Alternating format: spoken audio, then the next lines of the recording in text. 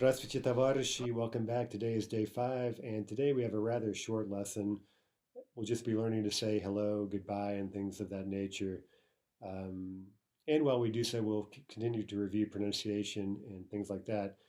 I hope you've been practicing your cursive, and please keep in mind that, as a Soviet propaganda poster tells us, неграмотный ребенок– позор для матери.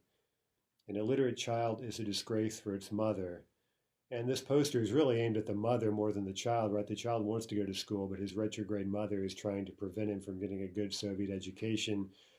And indeed, it must be said that the Soviet government greatly expanded literacy in Russia. That was certainly one of its accomplishments. So it didn't get everything wrong. Um, but let's move on today. And since we don't have a whole lot of grammar, I thought we could begin getting acquainted with Russia, specifically with Moscow, with a quick tour of Red Square. So in Russian, Moscow is Moskva, Moskva. Now listen to the stress, Moskva, and let's mispronounce it. First of all, where is the stress? Moskva. It's on the second syllable. Now, how do we know that? Well, the stress itself is noticeable, but remember that if we misplace the stress, the vowels would be reduced differently, right? And the resulting word would sound quite a bit differently. Moskva is correct. The incorrect version would be Moskva, Moskva, right? All we've done there is misplaced the stress and then done everything else correctly. We've reduced our vowels accordingly, and we get Moskva. Right? But the actual Russian is Moskva. And for that reason, the stress is on the second syllable, and both the O and the A are pronounced as if they were both A. And we're here on Krasnaya Ploshchad, which is Red Square. And a lot of people think the red has to do with communism, but that name predates communism. And in fact, Krasny, the original meaning of that word is beautiful. It's related to the modern Russian prekrasny, which does mean beautiful. So at some point, the word for beautiful, this word krasny, crowded out the old Slavic word for the color red. And so those two concepts were somewhat confused. And so basically, Krasnaya Ploshchad, the original meaning was beautiful square, not red square. Here's another view of Red Square with the Kremlin on the right, with its red brick walls and its towers. And of course, we see St. Basil's Cathedral and Lenin's Mausoleum. Here's the large tower you saw, the clock tower. This is called the Spasskaya Bashnya, the Savior Tower. So let's look closely at this spelling and pronounce it Spasskaya Bashnya, Spasskaya Bashnya. Okay, so know where the stress falls, Spasskaya, on the first A, and for that reason, the ending of that word is pronounced aya, Spasskaya, Spasskaya, Bashnya, Bashnya. This clock is known for its for chiming, right? It has a very distinctive descending chime melody. You often hear it on television to mark the official time. This is St. Basil's with its distinctive onion domes, right? A dome is a kupol in Russian, and domes, plural, are kupola. The Russian word for cathedral is chram, chram. So there's a chance to practice the ch, chram. And this is the Chram Vasilia Blazhenного. Vasily Blazhenny was a holy fool. You can learn more about him. You can find him on Wikipedia. But this church is informally named in his honor. And the resulting phrase is Chram Vasilia Blazhenного. Now those endings have changed, right? We went from Vasily Blazhenny, which is Vasily the Blessed, to Vasilia Blazhenного. So this is an early example of how the case endings on nouns and adjectives are going to change depending on the role of those words in the sentence, right? In this case, we're expressing possession, and whereas in English, we use often prepositions to express the relationships between words, in this case of, right, the Cathedral of Basil the Blessed. in Russian, the work of a preposition is often done by simply case endings, right? Of course, Russian also has prepositions, but it doesn't have to resort to them as frequently as a language like English does that doesn't have inflection of case endings.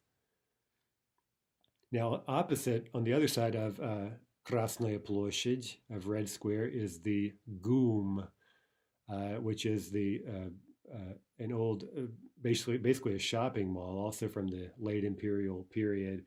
It's really massive, and we'll step inside that at a later date, and I'll tell you more about it. Also, opposite St. Basil's Cathedral is the History Museum, the State History Museum with its red brick.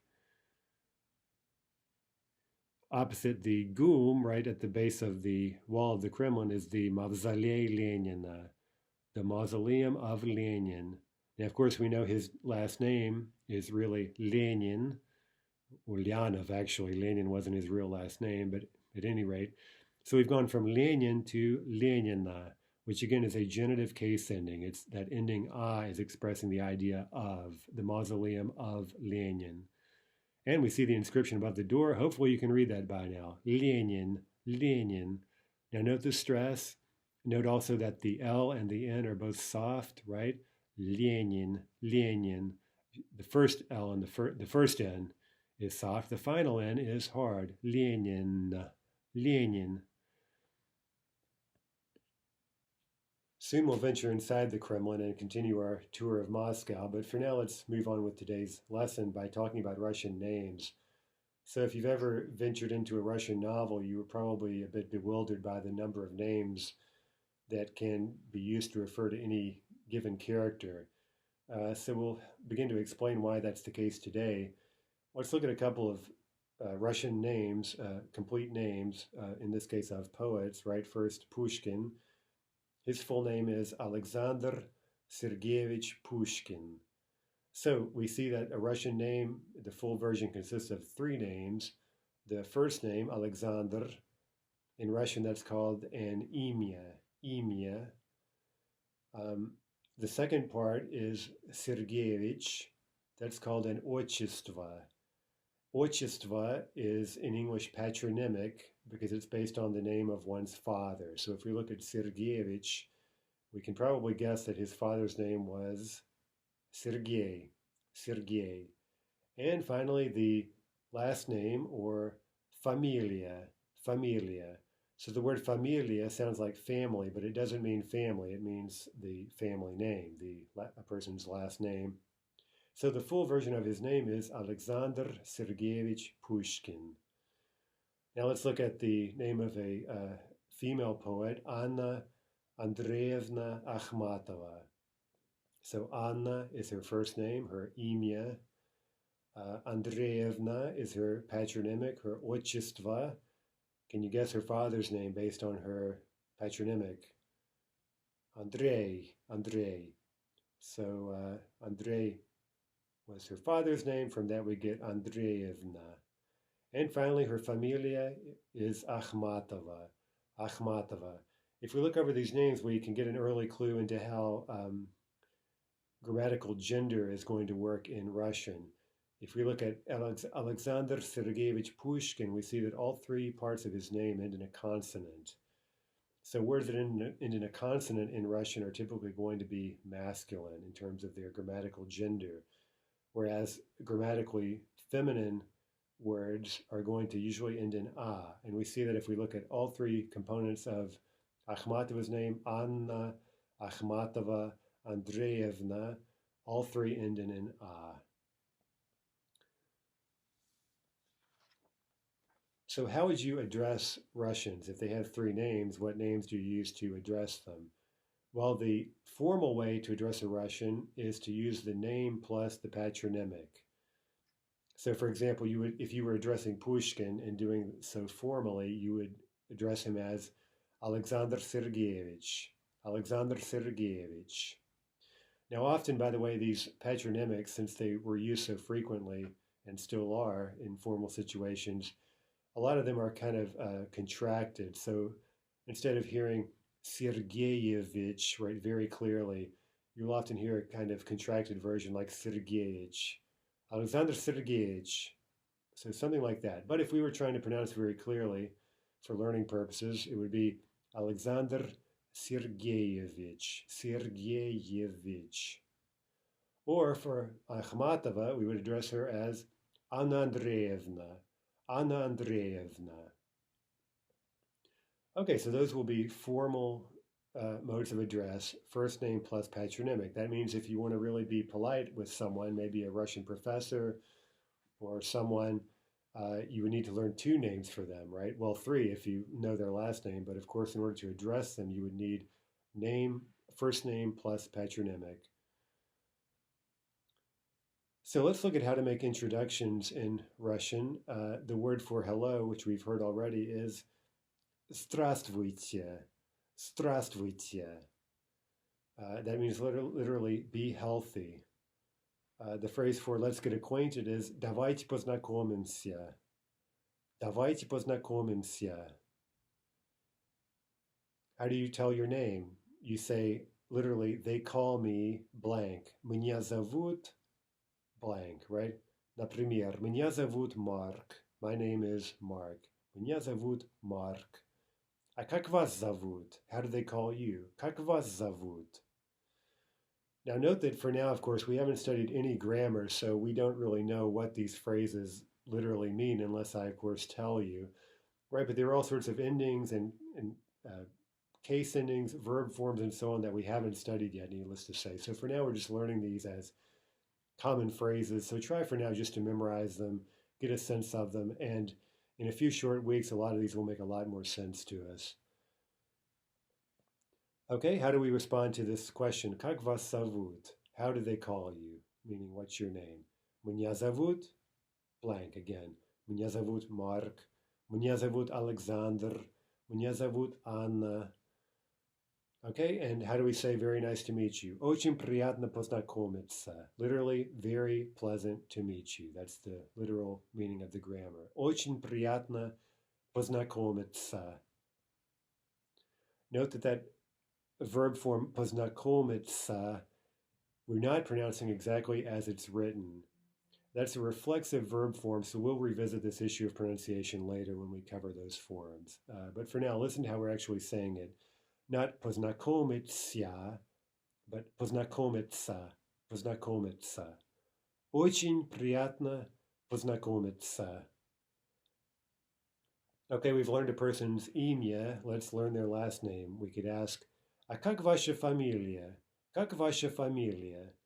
How is your last name? What's your last name? Как ваша фамилия? Моя фамилия blank. Моя фамилия Petus. By the way, we'll talk about this later as well, but to learn your name in Russian, one good way to do that is to think of a celebrity or a politician or some historical figure who shares your first name and your last name and so forth, right? Of course, you could look them up separately. Right, so think of a famous Mark and think of a famous person, hopefully with your last name. Look them up on the English language Wikipedia, and then simply switch the language to Russian, assuming there's a Russian article for it. If that's the case, then simply note the way the official Russian spelling of your name should be, and write it down and note carefully how Russians are going to pronounce it, right? Learn to pronounce your name as it's written in the Cyrillic alphabet. And you'll notice, of course, that Russians are going to say your name, so to speak, in Russian. So my name in English would be Mark Pettis, but they're not going to say it that way. They're going to spell it and say it Pietus, Pietus, Mark Pietus, Pietus, I should say. So that can take a little bit of getting used to. By the way, if your name is not more or less native to English, if you didn't grow up speaking English and thinking of your name, at least normally as an English name, then you should look it up in the corresponding Wikipedia language. So for example, if your name is Asian, maybe you have a Chinese name, when Russians go to create your visa and create the Cyrillic version of your last name, they're going to look up the name in whatever reference guide they have, and they're going to give the official Russian version of that Chinese name, for example. Now, as we know, of course, the Chinese pronunciation of your name is likely to be very different from the way you would often expect English speakers to say it, maybe in the US.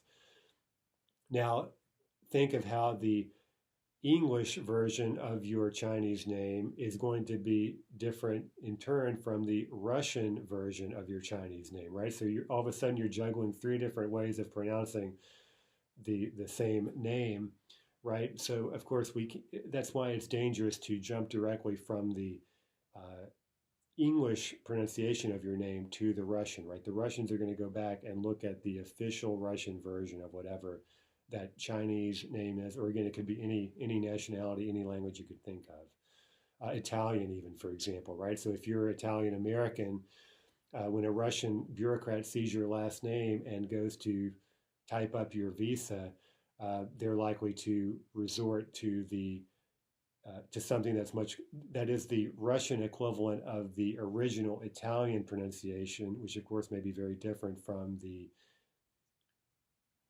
English way you say your last name. So lots to think about there. But again, that's a really nice tip. If you want to start writing your name in Russian, so to speak, use Wikipedia as a guide for how you should officially do that. And again, just keep in mind that it's not really up to you, unfortunately, to choose the way you'd like your name to be written and said in Russian, because at least bureaucratically, you're going to be assigned a name when you get your first Russian visa. And my advice to you is to take that and just roll with it. And even when introducing yourself, I don't tell Russians my name is Mark Pettis, because a lot of those sounds just simply don't register very well to the Russian ear. I say Mark Pietus, Mark Pietus. Okay, so let's move on and let's get some more handwriting practice. Let's write out a few Russian names, and these will include some nice examples of capital letters. So let's see how much you remembered from yesterday. You might want to pause the video and take a stab at it and then check yours against my version of these names. So let's start with Alexander Sergeyevich Pushkin. Let's see if you know some of these personalities. Pushkin, as we may have mentioned, is kind of the father of modern Russian literature. He's universally considered the most important Russian poet and a real groundbreaker in terms of forging a modern literary version of the Russian language. So let's write his name out. Alexander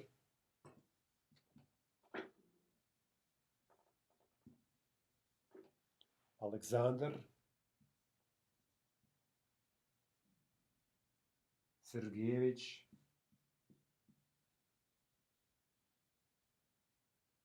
Pushkin. And we went back and put the line under the sh, Pushkin. Alexander Sergeyevich Pushkin. Next is Mikhail Yuryevich Lermontov. What was his father's first name? Yuri. Lermontov is widely considered the second most important Russian poet. He came a bit after Pushkin, and by the way, they both died rather tragically and prematurely in duels. At some point, we'll speak more about both of these poets, because in books 3 and 4, we'll be reading a lot of both of these poets. They're so important that being familiar with their poetry, and generally just being familiar with Russian poetry, more broadly speaking, is one part of just being culturally fluent in the Russian language. That's one reason we'll insist on reading so much poetry in books 3 and 4 once we have more grammar under our belts. So let's write out Mikhail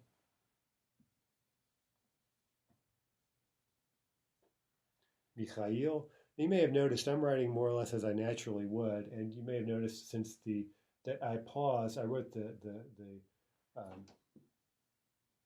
this, and then I went ahead and finished off the cha. That's something I do, even though I told you that if we're doing this sort of very carefully, we would write out the entire word. See, I did it again. Can't help myself. Okay, so what I really should do is write out that and then put the crossbar. But again, this is an example where whatever works for you, just go with it, right? You can pause on the cha and complete it and then write out the rest of the word. Of course, it looks perfectly legible, and that's what I actually do when I'm writing Russian nowadays. Okay, Yuryevich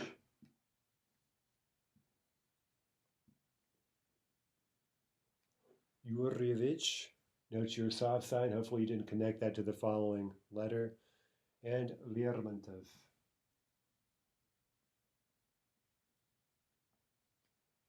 Okay, couple things. Let's go back and check for the hooks. Mikhail, there's the hook on the L. Lermontov, there's the hook on the in front of the M. And note also that your ta, right? What looks like a lowercase m in English is actually your ta in Russian. And if we want, we could go back and put the line above the ta to make it more recognizable. Mikhail Yurievich Lermontov.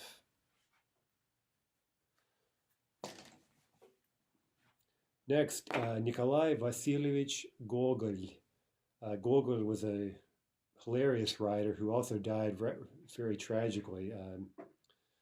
We don't have time to get into that story now, but he wrote a lot of humorous and fairly dark stories, rather nightmarish stories set in Petersburg. For example, The Nose, Nos, where an official wakes up one morning and finds out that his nose has disappeared from his face. He just has a flat spot right where his nose should be. So he sets out trying to solve this mystery, and indeed he encounters his nose walking around Petersburg, and he sees from the nose's uniform that the nose now occupies a higher rank on in the bureaucracy than he himself does, and he's very upset by this, and he tells his nose, "Get back on my face, you're my nose." And the nose says, "No, I exist in my own right," and he refuses to get back on his face. So I won't give away the ending of the story, but you can get a sense of the absurdity of this short story. Another famous story is called The Overcoat, Shinel, the overcoat. Okay, so let's write out Nikolai.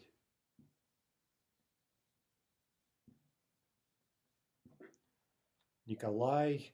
Now note that we couldn't join the O and the L, right? The O finishes up here near the midline and the L starts down at the baseline, so we don't connect those two letters. Nikolai Vasilievich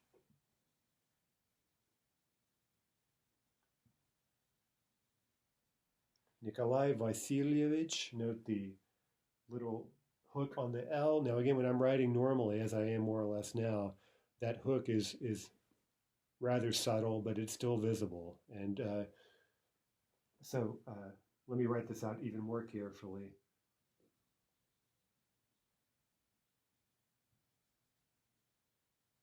Right there, I got it's still rather subtle, but anyway, you see the little indentation. That's really all you need to clearly mark the L, right? Vasilievich. And finally, for the last name, Gogol. Gogol. Again, the L and the L and the O do not connect.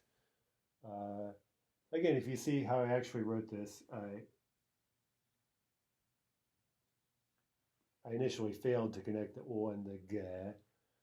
So I'm getting a bit sloppy in my old age, but again, in theory, we could definitely connect those two letters if we were writing very nicely. Nikolai Vasilievich Gogol. Next comes a couple of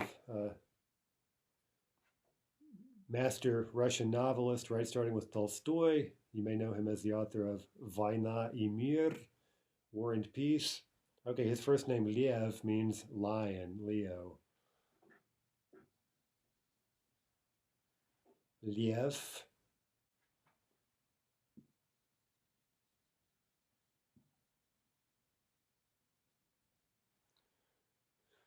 Nikolaevich, and the last name Tolstoy, which is actually the actual meaning of that last name is fat in Russian.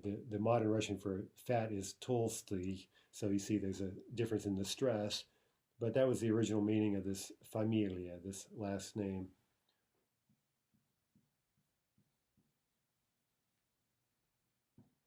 Tolstoy, note the capital T. Next comes Fyodor Mikhailovich Dostoevsky, and we'll be reading a lot of him in book 4. We'll be reading a huge chunk of Crime and Punishment in the original Russian, and of course those lessons are available on YouTube if you'd like to jump ahead and get some sense of where you'll be by the time you get to the end of this, the end of book 4. Anyway, Fyodor, here's a good chance to practice the capital F. So we want to start like that and then complete the 2 loops. Fyodor. Now note the R, right? Did you keep the gap at the bottom instead of closing off that loop the way we would if we were writing in English? P. Fyodor Mikhailovich. What do you think his father's name was? Mikhail. Mikhailovich.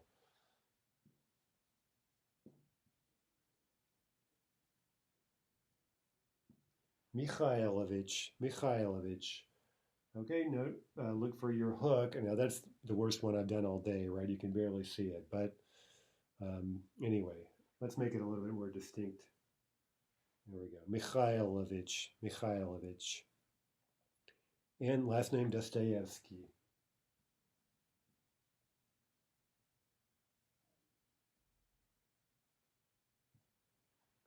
Dostoevsky. Okay, some of his novels you may have heard of. Преступление и наказание is Crime and Punishment. We'll read that again in book 4. Some others, Idiot means the idiot. And Biesly is Demons. And the Brothers Karamazov, his last and, in my view, greatest novel, and probably my favorite novel ever, is Братья Karamazovы. The Brothers Karamazov. Chekhov.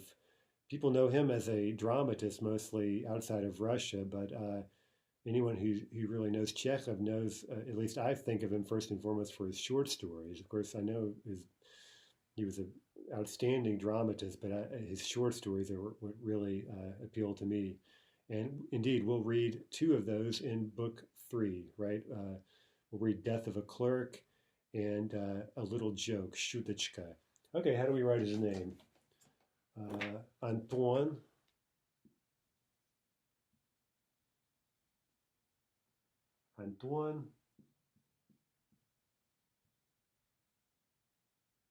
Pavlovich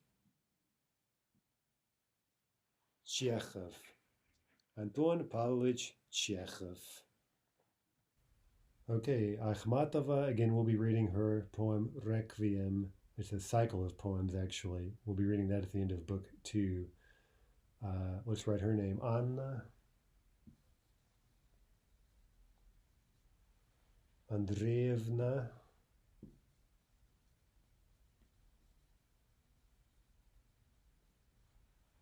Akhmatova.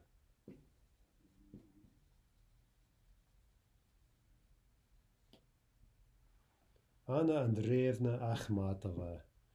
And finally, an author that maybe you haven't heard of if you're new to Russia, but highly recommended, Bulgakov. His most famous novel is The Master and Margarita. The Master is a master writer, and his love interest is Margarita. Master y Margarita. Basically, the novel opens with Satan coming to Stalinist Moscow. And all sorts of things happen after that, but it's a rather interesting premise, right? The devil appears in the middle of Moscow under Stalin, and the novel is really great. It's fun, it's outlandish, it's funny, but it's also very profound and really quite moving by the end of it. So highly recommended. I'm not sure I've ever met anyone who didn't like Master y Margarita. Anyway, let's write his name. Mikhail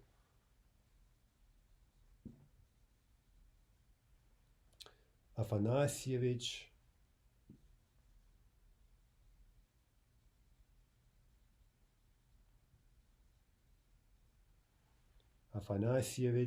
note the saw sign there, Afanasyevich Bulgakov.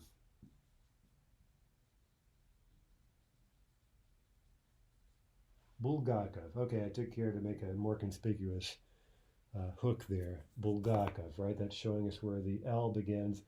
And note how that helps distinguish it from the G following, right? If you don't have the hook, those 2 letters can, they can look quite alike. So Always remember to put the hook on your L. We see another one here, Mikhail. Right there's the hook in front of the L.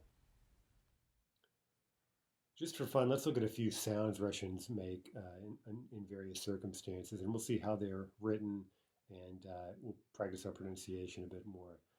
Uh, One way to express surprise is oi, oi. And I'm sure everyone knows that expression, obviously. Oi, oi. How do you respond to a foul odor? Foo, foo, right? Foo. Ta-da in Russian is opa, opa, right? Look at me, look what I just did. Opa. Next, kind of a sighing sound, so it can mean all sorts of things. Ach, ach, or sometimes ech. Okay, how do you tell someone to be quiet? Psst, psst. Okay, what about spitting? This is the spitting sound, which can be done, for example, if you feel you've been jinxed, right? You can break the jinx by spitting. Ideally, you would do that 3 times, right? Tfu, tfu, right? Soft T followed by the fu sound. Aga, aga. That's sort of like, yeah, I get it, expressing confirmation. Nu, nu. Okay, that's a filler word, sort of like the English well, right? So you may hear that all the time for no particular reason. Nu, maybe someone's hesitating. Nuka, nuka. That means come on, you got it, you can do it. Nuka, nuka. And finally, bots. It's just kind of an all-purpose action word, like you might imagine in a comic strip, like wham, bang, thud, whack, and words like that. Bots. Okay, next, I'm just going to read through some phrases here. This is a list of typical classroom expressions. Now, again, even more so than the greetings we learned earlier today, uh, these are things you should just listen for passively in your Russian classroom. Um, we won't, we'll just give you translations. We won't unpack the grammar too much at this point. So it's something you might want to revisit maybe after you finish book 2, and just at that point, these will be much more intelligible to you. But for now, I'll just read through them and we can take it as an opportunity to practice pronunciation. So this is item 5.4. По-русски, по-английски. It means in the Russian way, in the English way, and that can include speaking, right? We can speak in Russian, по-русски, that is in the Russian way, or по-английски, in the English way, in English. У вас есть вопросы? У вас есть вопросы? Do you have questions? У меня есть вопрос. У меня есть вопрос. I have a question. Literally, at me is a question. We'll learn that grammar fairly quickly, I think, in chapter 2. Нет, вопросов нет. No, there are no questions. Вопросов нет. Какая страница? What page? Meaning, what page are we on? Какая страница? Понятно. Все понятно. Literally understood, everything's understood or understandable. Понятно. Понятно. Все понятно. How do you say that in the Russian way or in the English way? Как это будет по-русски? Как это будет по-английски? Literally, how will this be in the Russian way, in the English way? Как это будет по-русски? Как это будет по-английски? Как будет по-русски blank? So how in the Russian way, how will be in the Russian way blank? And then you would give an English word, for example. Как будет по-русски cat? Or как будет по-английски кошка, for example. How will be in the English way кошка? Well, кошка по-английски cat, right? Cat, I should say. Right, so the English for kошка is cat. How is this written? literally, meaning how is this spelled? Как это пишется? Как это пишется? Как пишется слово blank? So how is the word blank written? Как это пишется? Как пишется слово кошка? Это пишется через K, for example, right? So to say this is spelled with a K, in Russian you say it's written across K, right? Or whatever the letter is, right? Это пишется через K. It's written using a K. Где ударение? There's a really useful phrase. Where is the stress? Ударение. Где ударение? So some very basic answers. We'll learn other ways to say this later. Ударение здесь. The stress is here, maybe if you're pointing at the word. Or ударение на этом слоге. The stress is on this syllable, on this slog. Ударение здесь. Ударение на этом слоге. Okay, a few commands. Читайте, пожалуйста. Read, please. Читайте, пожалуйста. Повторите, пожалуйста. Repeat, please. Повторите, пожалуйста. Translate into Russian. Переведите на русский, пожалуйста. Or translate into English. Переведите на английский, пожалуйста.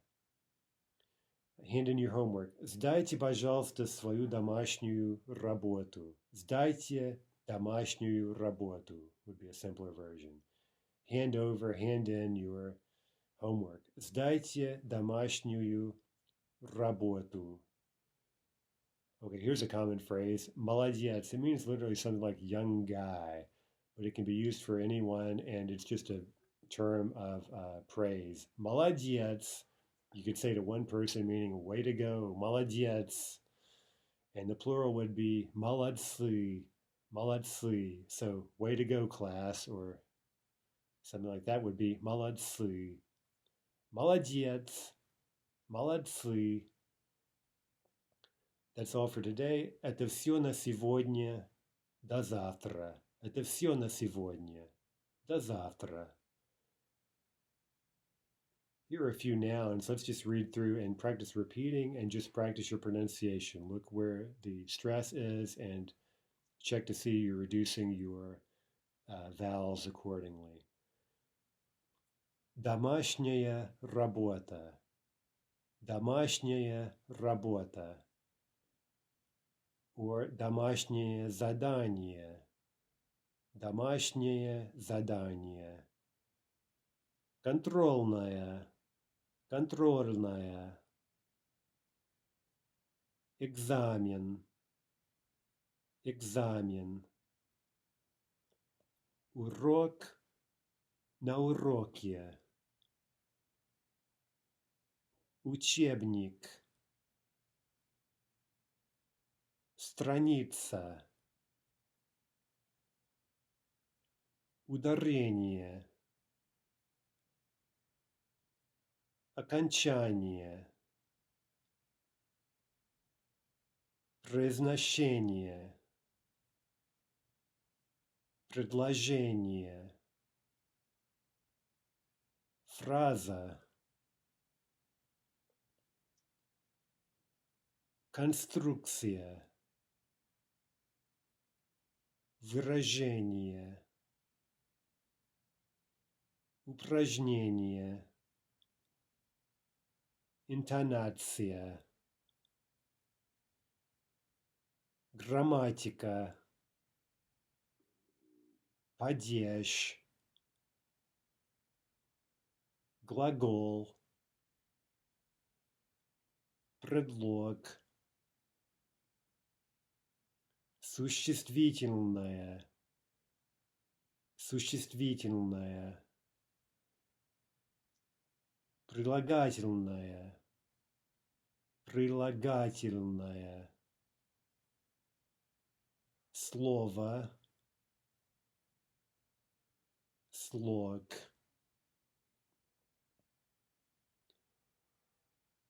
Last item today is a look at nouns versus adjectives. We'll be looking at both of those word types starting tomorrow. And the main thing to notice is that in Russian, we can't simply use a noun as an adjective. And we do this all the time in English, where we take a certain part of speech and start using it as other parts of speech with no change really necessary to be made there, right? So Russian can't work that way because Russian has these endings, and the endings are going to be different depending on what type of speech you're talking about. Is it a noun? Is it an adjective? Is it a verb? Right? All of those words are going to be clearly differentiated based on their particular endings. So, for example, let's take the word soccer, which in Russian would be football, football. Now, in English, we can take that noun soccer, like I like soccer, and use it as an adjective, like I bought a soccer ball.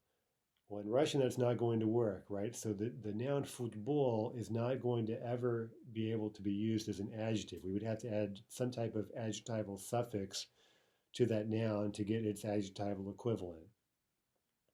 So usually this is quite predictable. So for example, in Russian, to make adjectives out of nouns, you add either the ending ny or ski, right? Those are the two most common adjectival suffixes. And that would give us an adjective, for example, futbolny, futbolny, meaning just very generally football related, right? Anything football related can be described as futbolny. For example, a futbolное поле, a soccer field, a football field. Let's look at one more example for, Soviet, right? We know that means advice. I believe we saw that. And of course, we know it means Soviet, as in the Soviet Union, the Union of Soviets. But Soviet, the noun, can never describe the Soviet Union, right? It can't be used as an adjective the way we take Soviet in English and simply use it as an adjective and say Soviet Union. The adjective for Soviet is Sovietsky, Sovietsky. And here we've added the ski, that adjectival suffix, to get a new adjective, Sovietsky. And that gives us the name of the Soviet Union, Sovietsky Soyuz, Sovietsky Soyuz. Okay, that's all for today. So tomorrow we'll begin our study of grammar. Until then, до завтра, till tomorrow, до свидания.